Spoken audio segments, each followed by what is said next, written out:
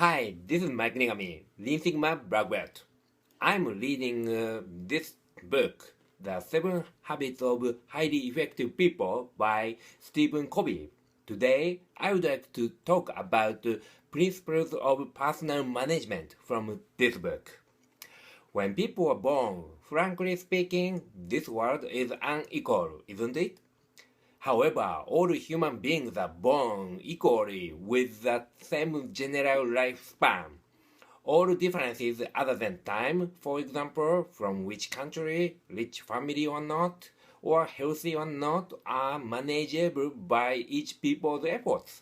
But only time has to be allocated equally, otherwise it would cause decisive unfairness. Therefore, God may have decided that way.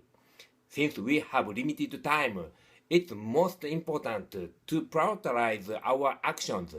Which factors should we focus on for that? They are urgency and importance. Let's take a look at this chart.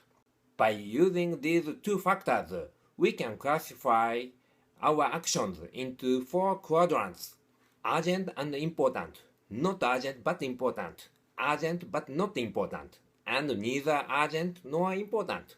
The part I thought interesting is that for people who spend their lives in crisis, 90% of their time is in urgent and important, and they are literally beaten up by problems all day, every day. Most of the remaining 10% is in neither urgent nor important. I have one question here. Which one should we do first? Either urgent but not important, or not urgent but important? Since it's urgent, is it urgent but not important? This is a pitfall. If it's not important, you don't need to do that.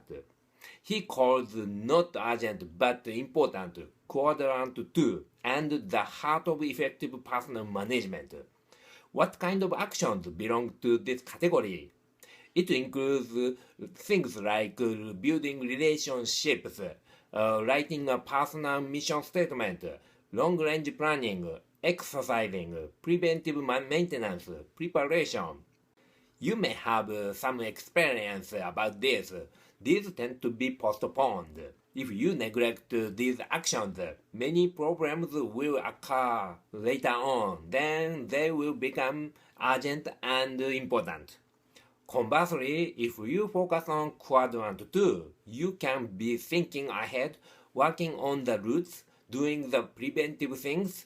As a result, you can shrink urgent and important.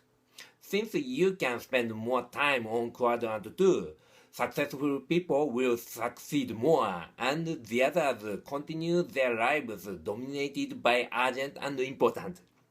We would like to do more on quadrant 2, but we are busy now and don't have time for that. We have to do urgent and important because it's important. The only way to spare time for quadrant 2 is by stopping urgent but not important and neither urgent nor important. Now, one question has arisen.